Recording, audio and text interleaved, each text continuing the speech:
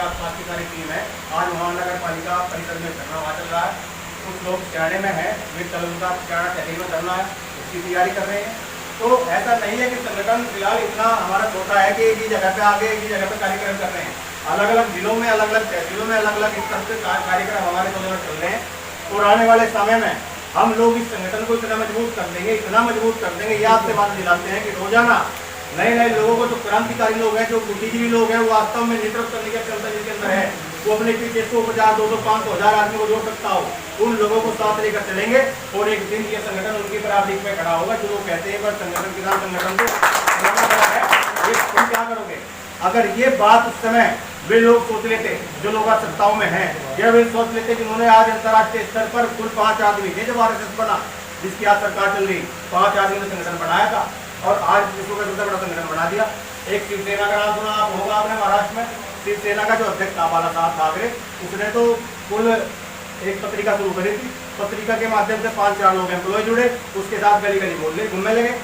लेकिन उनके साथ जुनूनी लोग जुड़े, उन लोगों ने संगठन पूरे पहले गली मोहल्ले में फैलाया, फिर एक शहर में फैलाया, शहर से पूरे जिले में फैलाया और पूरे देश में फैला दिया। हमें भी ऐसे साथ अपने साथ ऐसे लोग चाहिए, ऐसे जुनूनी लोग चाहिए जो ये ना सोचे नए लोग हैं, नया संगठन है, बढ़ नहीं सकता, फलाना संगठन बना है, या अपना मतलब निकाल लो, अपने स्वार्थ के माध्यम से जुड़ जाओ, हमारा कुछ स्वार्थ निकल जाएगा, हमारा काम निकल जाएगा, उसके बाद हम ठोकर मारते हुए निकल जाएंगे। ऐसे लोग नहीं चाहिए हमें। लोग कम चाहिए, लेकिन ऐसे चाहिए कि जब संगठन में चाहे मेरी साथ दिक्कत हो या किसी और के साथ दिक्कत हो या हनीफ भाई के साथ दिक्कत हो, किसी के भी साथ दिक्कत हो, तो जिस प्रकार का उदाहरण हमारे उनका शर्मा जी ने मधुमक्खी का दिया, तुरंत मधुमक्खी की तरह चिपट जाओ, इलाज कर दो। आपकी बात नहीं सुना, जिस प्रकार जब चिपटना सीख जाओगे, एक समूह में आकर उस आंदोलन को मजबूत करना और सफल करना सीख जाओगे, उस दिन आप लोग इस संगठन के माध्यम से वो बड़ी शक्ति, वो बड़ी ताकत बन जाओगे कि हमारा एक नगर का एक पंक्ति में खड़ा अंतिम व्यक्ति भी अगर किसी अधिकारी को, किसी डीएम को जाके कह देगा भारतीय किसान आजाद से हूँ, तो वो समझ जाएगा ये क्रांतिकारी को तुम एकदम झपट्टा मार लेगा, वो आपकी बात मानेगा। लेकिन ये होगा सभी जब हम पूरी सामूहिक एकता के साथ इस संगठन को लेकर चलेंगे। हम लोगों ने जब से संगठन चलाया, हमने शुरू में जहाँ भी हमें खबर आई कि यहाँ पे दिक्कत है, वो दूसरे संगठन क्या करते हैं, संगठन बना लिया, रात के अध्यक्ष बन गया, अपने घरों बैठ के उन्हें जिले के लोगों को कह दिया। हमारे पास जहाँ भी, चाहे गाजियाबाद से दिक्कत आई हो, बुलंदशहर से आई हो, दिल्ली से आई हो, शामली से आई हो, मेरठ से आई हो, जहाँ भी जब तक से अब तक लड़ाइयाँ लड़ी हैं, मैं स्वयं नेतृत्व पूरे संगठन ने किया है और पूरे संगठन को अपने नेतृत्व में सामूहिक रूप से लेकर उन लड़ाइयों लड़ा और जितने काम भी किया। अभी आप लोगों ने हाल ही में पूर्व में घटना सुनी होगी, गाजियाबाद में घटना हुई थी, अभी कुछ लोगों की पुलिस से मुठभेड़ हुई थी, नहाल गाँव वहाँ पड़ता है, उसमें 2 पुलिस वाले शहीद हो गए, 2 हुए थे, एक। और उस गांव में जब वो पुलिस वाला शहीद हो गया, तो दोषी तो थे 2-3 लोग या 10 लोग मान लो, लेकिन पूरे गांव में पुलिस का ऐसा तांडव था कि पूरा गांव पलायन कर गया, क्योंकि मुस्लिम गांव था, पूरा गांव पलायन कर गया। और जब पलायन कर रहे थे तो गांव में पूरा सन्नाटा था, मस्जिद में भी नमाज के लिए 4-5 लोग वहां जाने के लिए रह गए थे, बाकी सब बाहर चले गए थे। मुझे शाहजाद भाई ने बताया कि ऐसा है, हमें लगा कि भाई ये देश संविधान से चल रहा है और देश में लोकतंत्र है, जो पीड़ित हैं,